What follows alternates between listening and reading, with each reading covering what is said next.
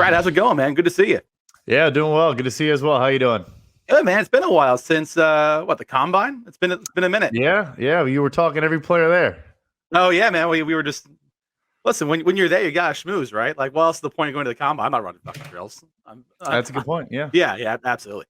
So let's jump right into it. I know you're busy because the season's really right around the corner. So you being the smartest man at PFF, which you can tell Erica said it, smartest man at PFF.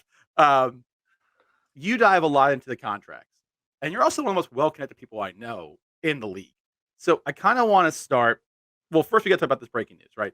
Julio Jones signed to Tampa to be the ball boy. What do you think of that? Great addition for the ball boy. Great addition. I mean, Russell Gage on a 3-year, $30 million deal could be their fourth wide receiver. It's a crazy group of receivers at this point. And an hour before Julio, Chris Godwin not on the pup list, should be healthy for training camp. It is looking good for Tom Brady in Tampa. It's amazing. Now, how much? I know I'm joking, ball boy, but like, how much does Julio really have left? He's been like 13 games in the last 2 seasons. His yards per route run, which is PFF's one of their best stats, dropped from like around a 3 in his prime to now below a 2. Like, is he more of just a name at this point, kind of like what AJ Green was last year in Arizona, or is he actually going to add some value to this Tampa Bay team? I think it's a fair question. I definitely think he is definitely kind of in that camp. Even before, missing games, he was a guy who was known to almost never practice, had these hamstring issues that have been bothering him for like 3-4 years now. But I will say at the end of the day, I think the big thing is when you go to a place with all these receivers, yes, Tennessee had A.J. Brown, but he had his own injuries as well last year. Julio Jones, without a lot of attention, I think can probably still be a productive wide receiver for you. That's fair enough. It'd be interesting to see if he can actually stay healthy. We haven't seen it in a while. Unfortunately, listen, he was one of the best receivers in the game when he was in his prime. It's always sad to see those guys that were once amazing kind of come back to being like replacement level, which is really sad because that's kind of where he's at in his career. So it'd be cool to see him, ride off with a ring because he couldn't do it in Atlanta, which not his fault. He doesn't play defense, but. It'd be cool to see him leave with a ring in his pocket or at least on his finger. But let's go to the reason why I really wanted you on in the first place, which was Kyler Murray.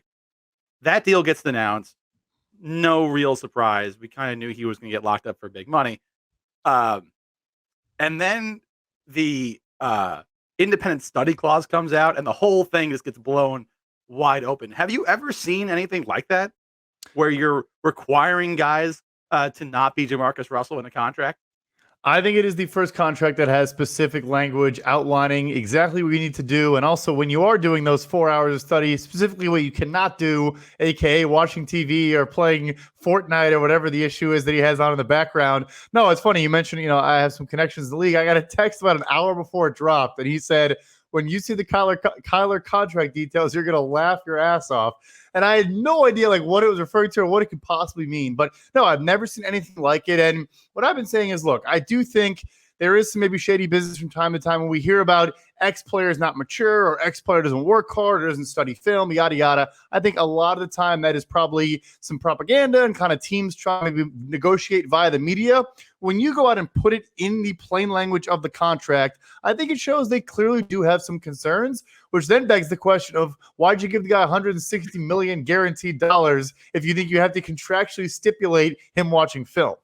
Yeah, that's not great. But I've seen a lot of comparisons to Jamarcus Russell. Obviously, Kyler Murray much better than Jamarcus Russell was because if he's doing this without really studying, Kyler Murray is already a top 10 quarterback in the league, which is amazing if he's just showing up on Sunday and throwing the ball around. If he does actually study, we're talking like a top 5 quarterback.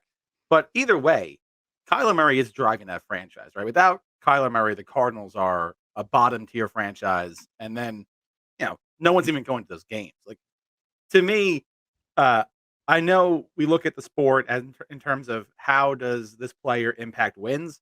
For guys of Kyler's stature, they're almost above that, right? They're the entertainment value. They're the guys that are bringing in the dollars on Sunday. They're bringing in jersey sales and revenue to the team.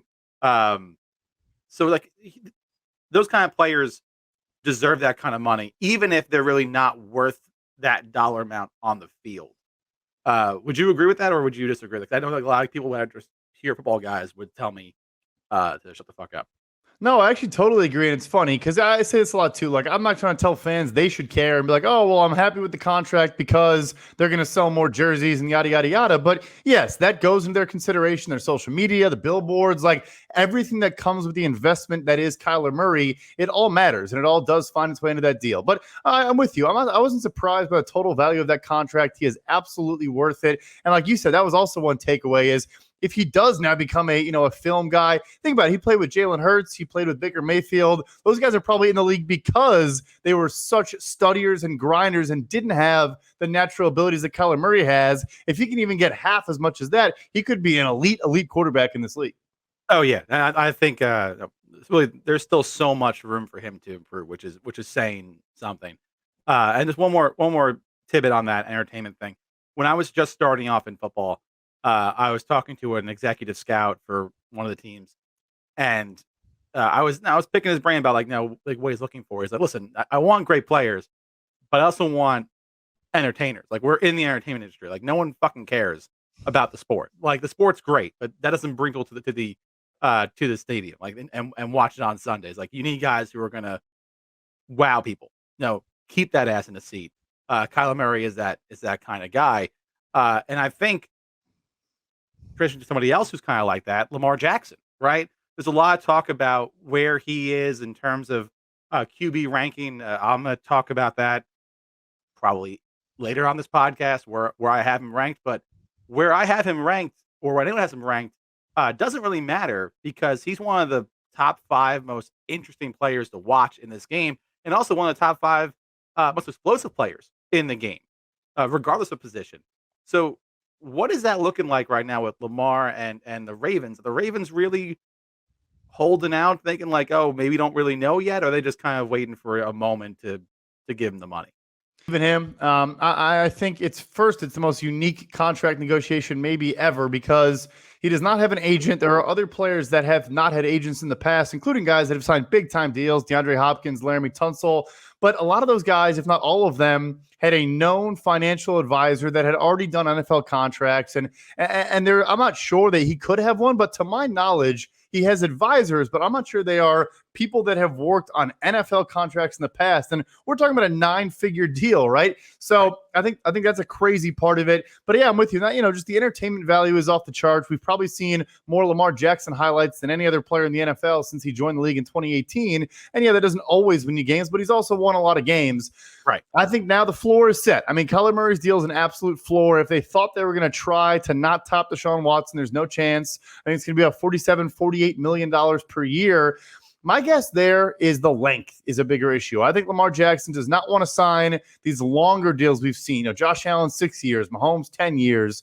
I think he wants to go shorter, get back on the market and get paid again because as we all know, that market continues to rise and rise and rise. If I had to guess, that's the issue.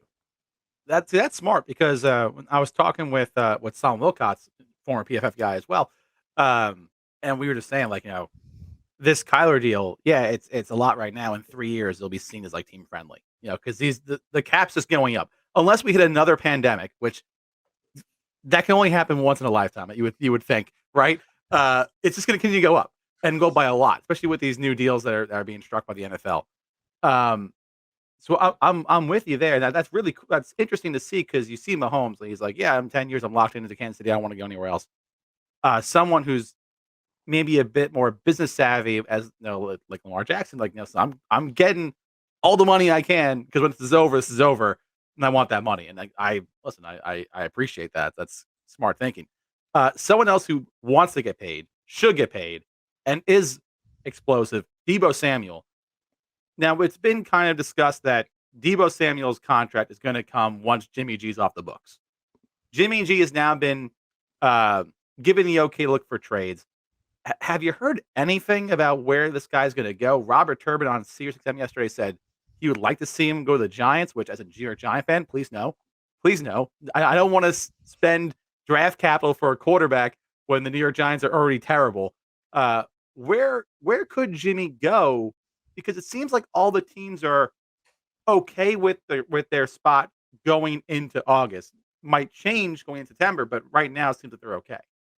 Yeah, and that's the funny thing is that realistically, in my opinion, the only team that like needs a starting quarterback is the Seattle Seahawks. But do they want to trade him within the NFC West? Probably not. And then I would also say, look, if Deshaun Watson gets maybe 10, 12 games, maybe you say, look, Jacoby Brissett, if we had to start him for 4 to 6 games or, 6 to 8 games, maybe we stomach that. We get through it. We try to go 500 on a good roster and then let Deshaun Watson return and see what he can do. But if it's 12, 14, 16 games, you're saying, are we going to flush an entire season essentially down the toilet and just let Jacoby Brissett kind of play for nothing? Then maybe you make that transition. But regardless of any team, they're not taking his contract. And so I think the issue is other teams now realize San Francisco has to cut this guy at some point. So why not just wait him out and just let them cut him whenever they feel like cutting him? I guess the counter would be you want the guy to get some reps and maybe get some chemistry with your guys. But it's not a good situation for San Francisco, especially because they got to pay Deebo Samuel and maybe even pay Nick Bosa as well. Jeez. Yeah, it's not great for San Fran right now. And we'll see what happened with Trey Lance. I know Mike McGlinchey was raving about him, but it wasn't great when we did see him last year, and he barely played for the last 2 years. I think he threw for 20 passes a game in 2019, and that was about it because of COVID with North Dakota State. So I do want to finish on this, and kind of a downer, unfortunately. The Carolina Panthers. I was looking at this when I was doing my roster study. They might be in the worst spot of any franchise in the NFL. Not only is their roster bad, and it is really fucking bad. They're bad, but also spending a ton of money, where it looks like next year they're going to be up against it already.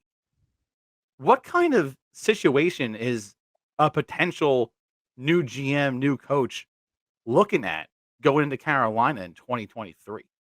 It's awful. Basically, what happened was after the Super Bowl run in 2015, the next couple of years, you had Kuechly, you had Cam Newton before he kind of fell off, and you thought you had enough pieces there to try to keep, contending and adding a couple, you thought you were a couple pieces away. So they started then, 2017, 2018, prorating a bunch of contracts, pushing them a bunch of money down the line. Then, of course, Cam falls off. Luke Kuechly retires, out of nowhere. But even, the last couple off seasons, you're restructuring Robbie Anderson, Christian McCaffrey multiple times, Shaq Thompson, even some solid players, but you're just pushing every major contract on your team. You are pushing cap down the line, and then you're giving up 3rd-round picks for CJ Henderson and, 5th-round picks for Stephon Gilmore and stuff. And again, it's like, is that player going to change your entire roster? Maybe not, probably not, but you're giving away the right to get a potential surplus value, cheap asset that you have to go out and sign in free agency instead. So yeah, their financial situation is terrible. It is. And like you said, to be that bad of a spot, if you're the Packers or the Buccaneers, or the Rams, you don't care.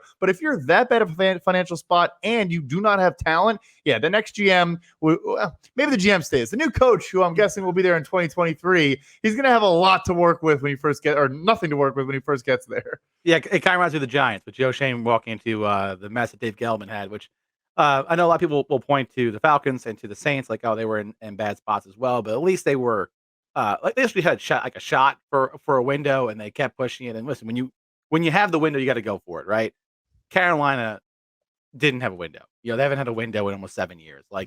This is impressive how bad this financial spot is for Carolina. So we're gonna see some crazy stuff, man. Brad, I appreciate the time. I know between now and the beginning of the season, you're gonna be crazy busy with guys being traded, guys getting signed, guys retiring. We already saw Denzel Good retire, which that O-line in Las Vegas is already bad. It's gonna be really rough, man. I don't know what they're gonna do out there. Can you play guard? Can you play tackle? Because they might need you.